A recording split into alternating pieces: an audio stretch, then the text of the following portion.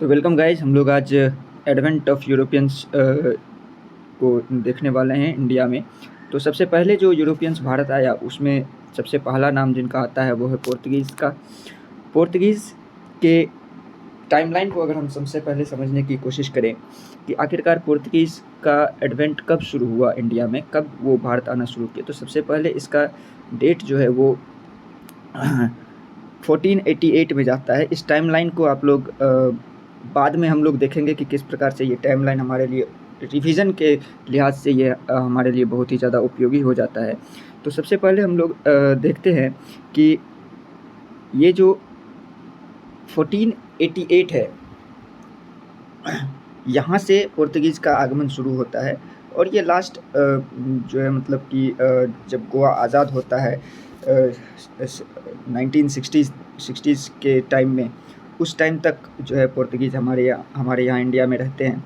तो इनका जो आगमन है वो हम लोग देखते हैं कि 1488 में शुरू होता है। हालांकि 1488 में इंडिया नहीं आता है, लेकिन 1488 में कुछ ऐसे परिस्थिति उत्पन्न हो जाती है कि यूरोपियंस को सी रूट ढूंढने की आवश्यकता होती है।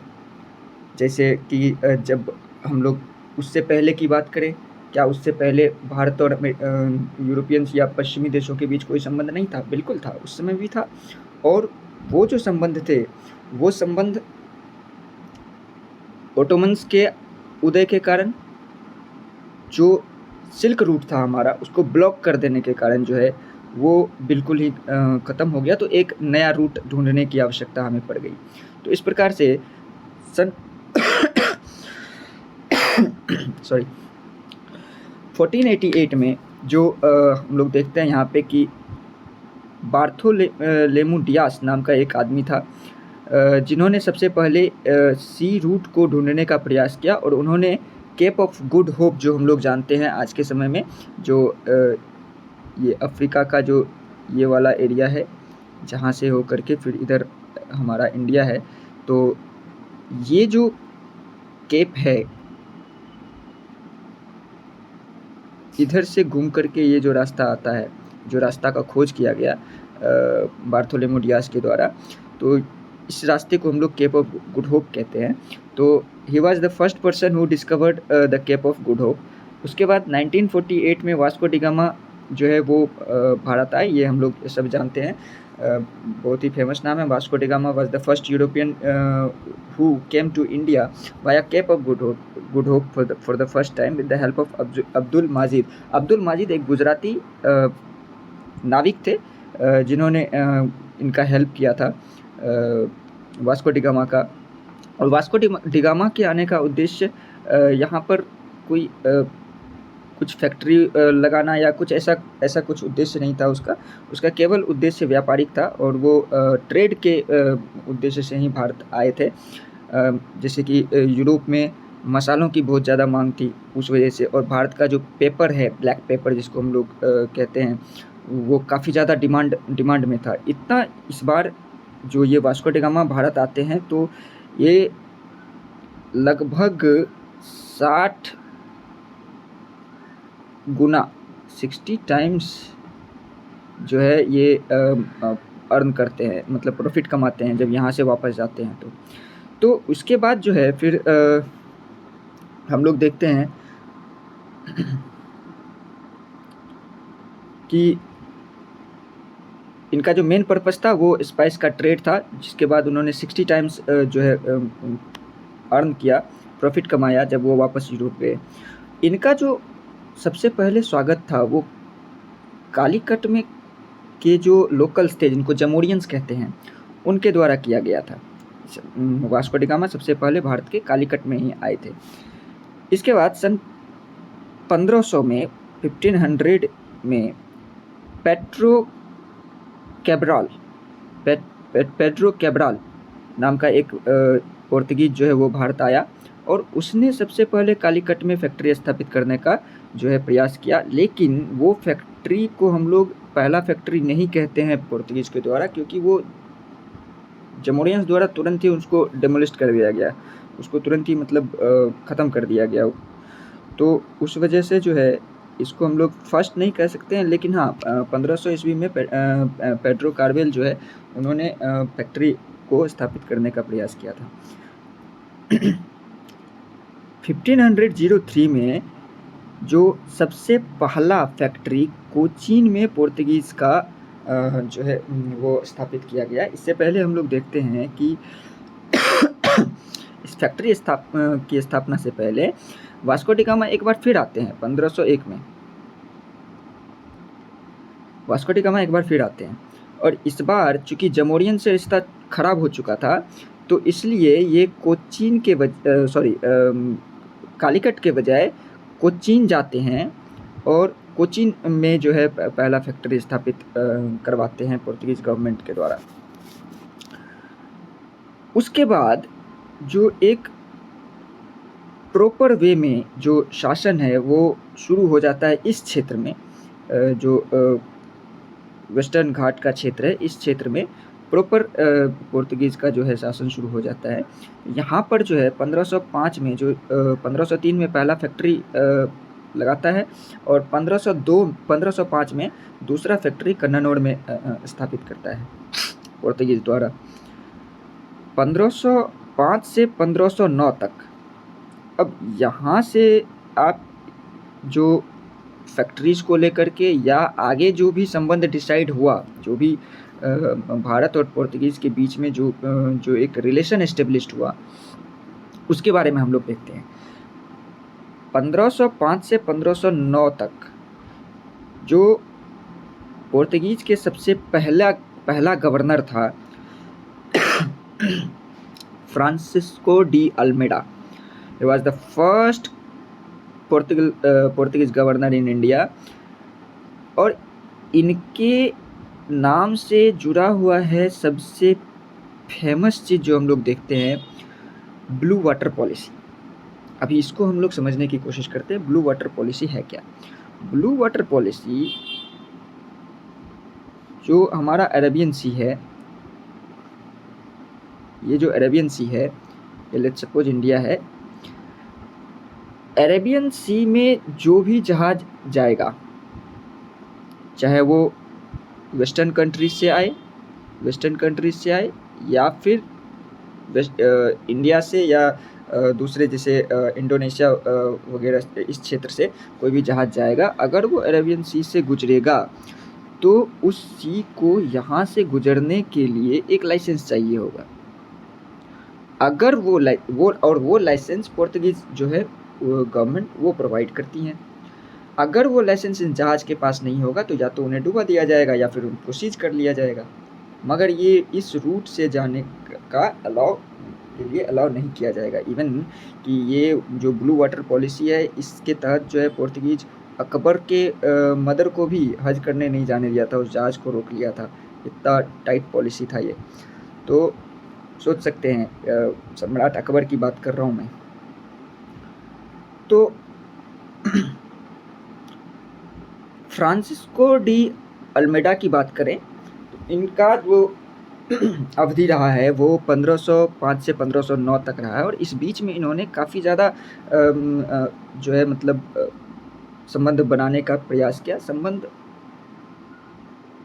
बाय वॉर, संबंध ऐसा कुछ नहीं था कि मतलब जैसे कि आगे हम लोग देखेंगे कि जिस प्रकार का संबंध एस्टेब्लिश करने का प्रयास किया गया, उस तरह का ऐसा यहाँ पे नहीं देखने को मिलता है। यहाँ पे हम लोगों को दो वॉर देखने को मिलता है। एक 1507 में बैटल ऑफ चौल देखने को मिलता है, जिसमें कि जो सुल्तान महमूद बेगर थे, उनका और इजिप्शियन का जो मामलुक फ्लीट था उनका, इन दोनों का जो अलायंस था, इन दोनों के अलायंस से बैटल ऑफ चौल में युद्ध हुआ था। लॉरेंसो डी अल्मेडा कौन है? Lourenco de Almeida Francisco de Almeida के बेटे हैं, सन हैं। और इस युद्ध में जो लॉरेंसो डी अल्मेडा है, इनकी हत्या कर दी जाती है, और इस प्रकार से बैटल ऑफ चौल जो है वो अलायंस की जो सेना है वो जीत जाती है। क्लियर है?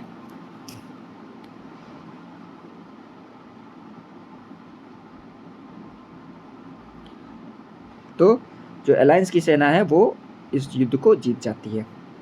1509 में, उसके बाद इसका बदला तो लेना था इसको, अल्मीडा को। तो 1509 में बैटल ऑफ द्यू यानी द्यू की लड़ाई होती है, और इसमें जो है अल्मीडा वो अलायंस की सेना को हरा देता है और दमन एंड द्यू पर कंट्रोल कर देता है। हालांकि ये दमन एंड द्यू बाद में जो है ऑटोमन इनसे लेने का प्रयास करेंगी, फिर जा करके 1539 में प्रॉपर तरीके से इनके पास आएगी वापस। तो इस बात को हमें ध्यान में रखना है। चलिए नेक्स्ट हम लोग बढ़ते हैं अपने अगले स्लाइड पे।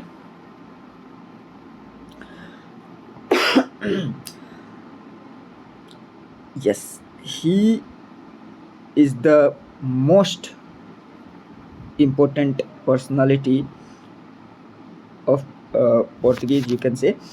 1509 से 1515 के बीच में जो पोर्तुगीज़ गवर्नर जो कि गवर्नर के रूप में काम किया वो थे अल्फांसो डी अल्बुकर्क। एक्चुअली में जो पोर्तुगीज़ का स्थापना हम लोग कह सकते हैं ईस्ट के क्षेत्र में, चाहे वो इंडिया हो, चाहे वो इंडोनेशिया हो, या फिर चाहे आपको मिडल ईस्ट की बात कर लें, इन पूरे क्षेत्र में पोर्तुगीज़ को अगर किसी ने मजबूत किया तो वो हैं हमारे अल्बुकर्क साहब। 1509 में गवर्नर बनकर के आए, और 1510 में ही जो बीजापुर के आदिल शाही वंश जो हम लोग देखते हैं उनसे गोवा छीन लिया, गोवा पर कब्जा कर लिया सबसे पहला 1510 में ही।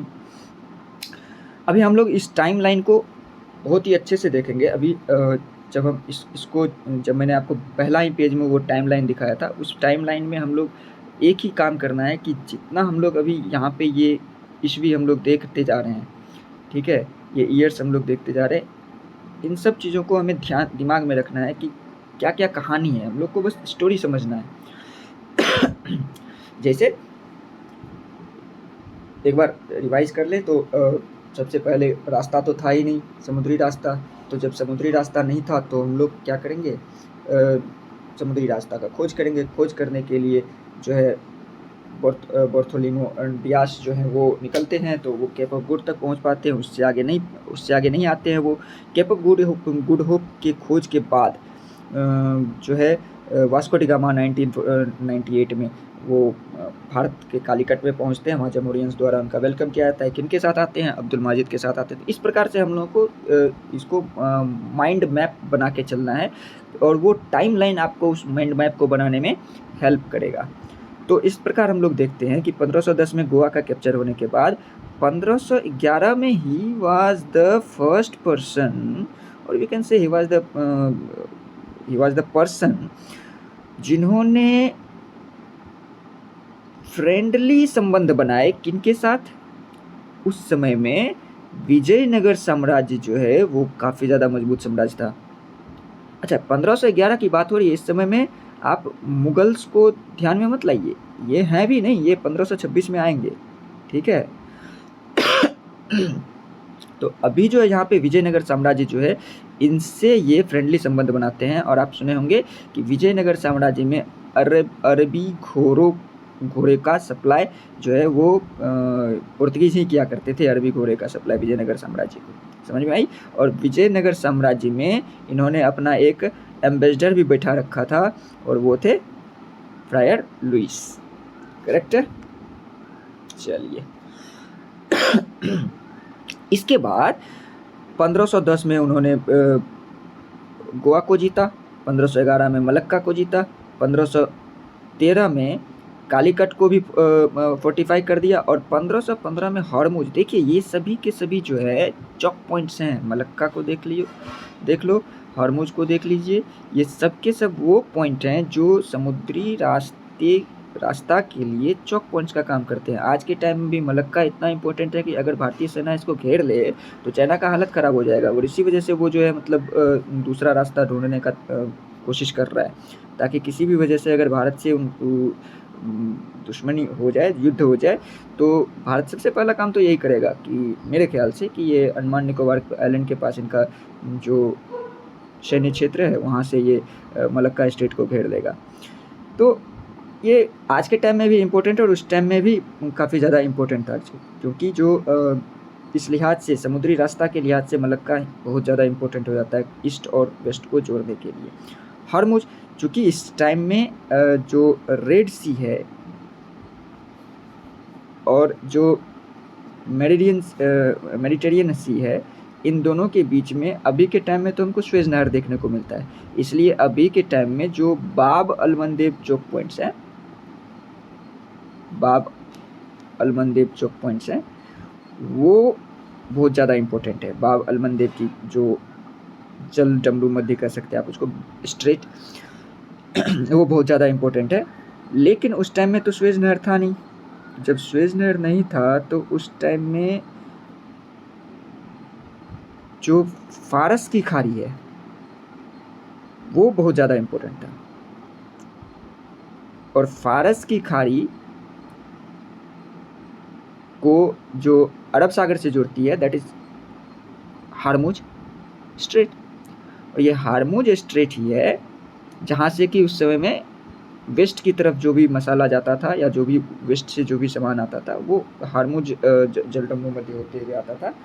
ठीक है, तो ये काफ़ी ज़्यादा इम्पोर्टेंट था। तो अब देखिए कि अरब सागर में कंप्लीट इस्टेब्लिश्ड करने वाला जो पूरा का पूरा क्षेत्र ऊपर कब्जा करने वाला जो शख्स था वो था अल्फांसो डी अल्बुकर्क। और इसीलिए इसको जो है पोर्तुगीज़ को ईस्ट में इस्टेब्लिश्ड करने का जो फाउंडर है उसको माना जाता है। अच्छा, इन्होंने संबंध को और भी गहरा बनाने के लिए कुछ हस्तक्षेप की नीति भी अपनाई, जिसको हम लोग policy of association and assimilation कह सकते हैं। एसोसिएशन मतलब एक दूसरे से जुड़ना, यानी कि इन्होंने जो पोर्तुगीज़ लड़के थे उनको अलाउ किया कि उनको रिक्वेस्ट किया, कहिए ऑर्डर किया कि आप जो है इंडियन लड़कियों से शादी करो। इस तरह से क्या होगा कि जो एसोसिएट होंगे, ब्रिट्स एसोसिएट होंगे, तो वो कहीं ना कहीं उनके फ़ायदे का काम था, फ़ायदे के लिए था। और दूसरा assimilation, association and policy of association and assimilation, इसमें इन्होंने he was the first to establish abolish sati in India. जो सती प्रथा थी उसको ख़त्म करने के लिए जो अंग्रेज 1929 में कानून बनाते हैं, सॉरी 1929 नो 1829 में कानून बनाते हैं पेंटिक के टाइम में। उस तरह का प्रयास सबसे पहले अगर कोई यूरोपियन किया था वो अल्बुकर्क था, और उन्होंने ये इंडियन गर्ल से शादी के लिए भी इनकरेज किया। चलिए तो हम लोग नेक्स्ट स्लाइड की तरफ बढ़ते हैं। इसके बाद जो इम्पोर्टेंट शख्स है वो है हमारे नीनो डी कुनिया।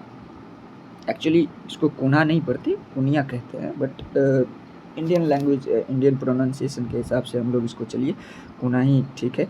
तो ये 1929 से 38 के बीच में इन्होंने यहाँ पे गवर्नर के रूप में काम किया। देखिए इस इन बिटवीन 15 एंड 29 क्या हुआ इसके बारे में आपको ज़्यादा जानने की आवश्यकता नहीं है, क्योंकि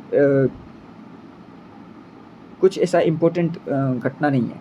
हम लोग केवल उन्हीं घटना पर फोकस करेंगे जो इम्पोर्टेंट है। चलिए, तो नीनो डी कुना के टाइम में जो सबसे इम्पोर्टेंट काम होता है वो है जो उन्होंने हेडक्वार्टर को शिफ्ट किया गोवा में, और अब पोर्तुगीज़ का जो कैपिटल है वो गोवा बन गया 1529 में। इसके बाद एक और इम्पोर्टेंट चीज़ होती है, आप मीडियावल हिस्ट्री में पढ़ेंगे, और वो ये कि हुमायूं अटैक करते हैं गुजरात के शासक बहादुर शाह पर, और इस अटैक में जो बहादुर शाह है वो इन्हीं पोर्तुगीज़ के हेल्प से जो है मतलब छुप जाते हैं, और जब तक हुमायूं वापस नहीं जाता तब तक ये इनको शेल्टर जो है मतलब शरण दिए हुए थे यही पोर्तुगीज़। और ये घटना जो है ये इन्हीं के शासनकाल में हो रहा है, नीनो डी कुना के शासनकाल, करेक्ट है। और इनका संबंध तब तक ठीक था जब तक हुमायूं का अटैक हो रहा था या कंटिन्यूड था, या कह सकते हैं कि हुमायूं जब तक गुजरात में था तब तक अटैक ठीक था। 2 साल बाद जब हुमायूं गया तो रिश्ते खराब होने शुरू हो गए।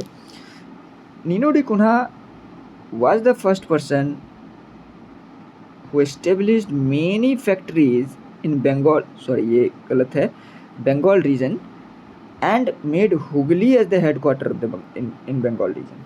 ये क्या बंगाल को बगल लिख रही है। ओके, तो नीनो डी कुन्हा जो है, इन्होंने, आप देखेंगे कि आगे जो भी जैसे अंग्रेज आते हैं, उन्होंने अपना हेडक्वार्टर कहाँ बनाया, उन्होंने अपना हेडक्वार्टर जो है मतलब कोलकाता को बनाया, बंगाल के रीजन को। तो बंगाल का जो रीजन है काफ़ी फर्टाइल रीजन है, और ये बात ये लोग भी जानते हैं, काफ़ी फर्टाइल रीजन, वहाँ से रेवेन्यू जनरेट किया जा सकता है।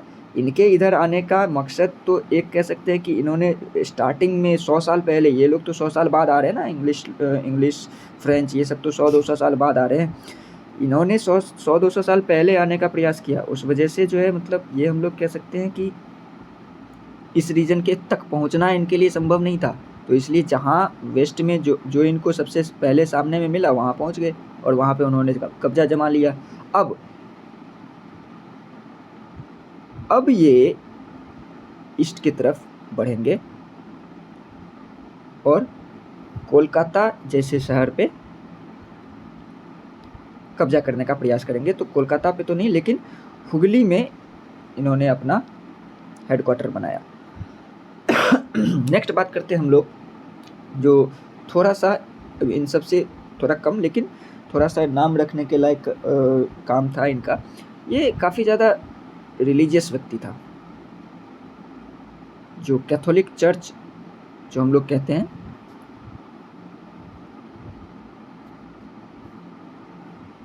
जो क्रिश्चियन का कैथोलिक रिलीजन है, उसको ये प्रोपेगेट करने के लिए काफ़ी ज़्यादा मतलब उत्साहित थे। और इसके लिए इन्होंने 1542 में जो है 1542 में सॉरी 1542 में फ्रांसिस जेवियर जो है इनके समय में वो भारत आते हैं। अच्छा, फ्रांसिस जेवियर के बारे में कहानी है कि ये भारत में जो इनको काम करना था मिशनरी के तौर पे, ईसाई धर्म को फैलाने वाला काम, वो करके ये यहाँ से निकलते हैं, इंडिया से चाइना चले जाते हैं, ठीक है। और चाइना में जो है इनकी मृत्यु हो जाती है, ठीक है, चाइना में मृत्यु हो जाती है और वहीं इनको दफना दिया जाता है। बट इनका कहना था कि ये गोवा में दफन होना चाहते हैं, गोवा इतना फेवरेट था इन लोगों का, गोवा में दफन होना चाहते हैं। तो बाद में इनके जो डिसिपल्स थे, इनके जो अनुयायी थे, उन्होंने चाइना से इनको निकाला, इनका जो मृत शरीर था उनके कब्र से निकाला और इंडिया ला करके, गोवा में ला करके इसको यहाँ पे दफन किया। यहाँ पे बहुत ही फेमस एक चर्च भी है इनके नाम से, जेवियर साहब के नाम से। तो अच्छा, आजकल जो हम लोग एक स्कूल देखते हैं सेंट जेवियर्स, ये इन्हीं के नाम पे, Saint Xavier's, Francis Xavier's, correct है। चलिए नेक्स्ट हम लोग बात कर लें। आखिरकार पोर्तुगीज़ के आने का क्या इम्पैक्ट पड़ा पोर्तुगीज़ के आने का। सबसे पहले तो जो कार्ता सिस्टम, जो हमने कहा लाइसेंसिंग सिस्टम, जो बाद में भी हम लोग देखते हैं कि पोस्ट इंडिपेंडेंट इंडिया में भी जो है हम लोग लाइसेंसिंग सिस्टम, लाइसेंस राज काफ़ी ज़्यादा सुने। जो लाइसेंसिंग सिस्टम है वो कार्ता सिस्टम, वो पोर्तुगीज़ का ही देन है। इसके अलावा जितना भी आप लोग ये आलू, टमाटर, अनानास, चिली, टोबैको, तंबाकू, लीची, ऑरेंज, पपाया, ये सारे के सारे फ्रूट इंडियन ओरिजिन नहीं है। ये जितने भी आप एडिबल आइटम्स देख रहे हो, ये इंडियन ओरिजिन नहीं है, ये लेटिन अमेरिकन फूड है। और लेटिन अमेरिका से इंडिया लाने का काम जो है ये पोर्तुगीज़ करते हैं। चलिए, उसके बाद अभी भी आज के टाइम में भी आप देख रहे हो कोचीन में जो है मतलब काफ़ी ज़्यादा शिप बिल्डिंग का काम चल रहा है, शिप बिल्डिंग का फैक्ट्री है वहाँ पे, काफ़ी डेवलप्ड है। हम लोग सबमरीन भी वहाँ पे बना रहे हैं, इंडिजिनस सबमरीन। तो शिप बिल्डिंग का काम सबसे पहले कोचीन में शुरू इन लोगों ने ही किया था, पोर्तुगीज़ ने ही किया था। इसके अलावा सी ट्रेड में नेवी काफ़ी ज़्यादा इम्पोर्टेंट है, ये भी इनका कंसेप्ट था। इसके अलावा जो ईसाई मिशनरीज को इन्होंने अलाउ किया था यहाँ आने के लिए, उनको तो बाइबल सिखाना था। अब जब बाइबल सिखाना है तो बाइबल तो डिफरेंट लैंग्वेज में, जैसे पोर्तुगीज़ में होगा, या फिर जो है मतलब जो इंग्लिश में होगा, या अदर कोई स्पेनिश में, अदर कोई यूरोपियन लैंग्वेज में होगा। इंडियन लैंग्वेज में तो नहीं होगा, और इंडिया के लोग थोड़े ना वो इंग्लिश या पोर्तुगीज़ उस समय में पढ़ने जा रहे थे। तो उसके लिए ज़रूरी था कि इंडिया में जो लोकल लैंग्वेज है, जैसे उस वेस्टर्न एरिया में सबसे ज़्यादा मलयालम या कन्नड़ा इस तरह का जो लैंग्वेज है वो बोला जाता है। तो इस लैंग्वेज में प्रिंट करना बाइबल को आवश्यकता थी, और इसके लिए इन्होंने इंट्रोड्यूस किया printing press, the most important thing which introduce in India, which later plays important role in Indian independence, struggle of Indian independence also. Printing press नहीं होता तो विचारों का जो आदान प्रदान है वो नहीं हो पाता। चलिए अब हम लोग पहले यहाँ पे देख लेते हैं। यहाँ पे हमने देखा था कि जो हमारा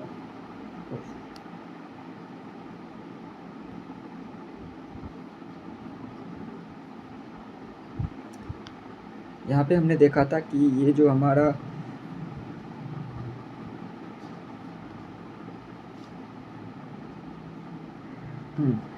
ये जो हमारा पोर्तुगीज़ का टोटल हम लोग बात करें कि क्या क्या नाम रखने के लायक है, तो चलिए हम लोग देखते हैं।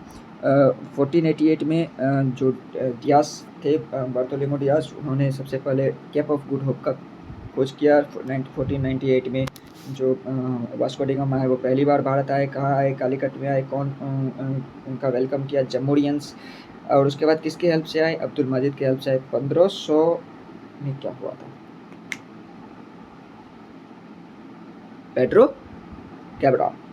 कैब्राल आए थे, और इन्होंने कालीकट में सबसे पहला फैक्ट्री स्थापित करने का प्रयास किया, परंतु सफल नहीं हो पाए। जमोरियंस द्वारा उन्हें तोड़ दिया गया, और यह असफल प्रयास था फैक्ट्री स्थापित करने का। जमोरियन से रिश्ता भी खराब हो गया, जिसके बाद 1501 में जब वास्को डी गामा वापस आए तो वो कालीकट नहीं जा करके कोचीन की तरफ आए। 1503 में पहला फैक्ट्री कोचीन में स्थापित होता है, और 1505 में दूसरा फैक्ट्री की स्थापना कन्नानौर में किया जाता है। उसके बाद 1505 से 1509 तक यहाँ पर जो है मतलब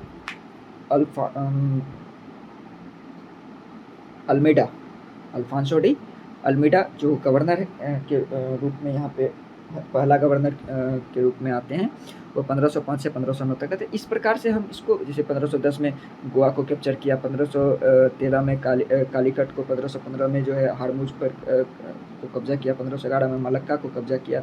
इस तरह से हम लोग देखते हैं 1507 में बैटल ऑफ चौल, 1509 में बैटल ऑफ द्यू, फिर 1529 में गोवा को जो है वो राजधानी बनाया गया, हेडक्वार्टर बनाया गया। 1542 में सेंट जो जेवियर्स है वो आते हैं। तो इस प्रकार से हम लोग इस टाइमलाइन के हिसाब से, इस टाइमलाइन के अनुसार हम लोग क्या कर सकते हैं कि जो हमारा पूरा पोर्तुगीज़ का एडवेंट है वो हम लोग टाइमलाइन के हिसाब से, इस टाइमलाइन को आप एक सीढ़ी बनाइए। टाइमलाइन जस्ट लाइक अ सीढ़ी, और इस हर एक सीढ़ी से आपका एक स्टोरी जुड़ा हुआ है। इस प्रकार से हम लोग अपने दिमाग में भी इसको रिवाइज कर सकते हैं। बस हमें क्या रहना चाहिए, ये जो टाइमलाइन है, ये टाइमलाइन हमें पता रहना चाहिए। करेक्ट है? चलिए आज के लिए इतना ही। नेक्स्ट वीडियो में हम लोग बात करेंगे डच, इंग्लिश, फ्रेंच, डेनिश, बाकी जो है उसके बाद फिर आगे। Thank you.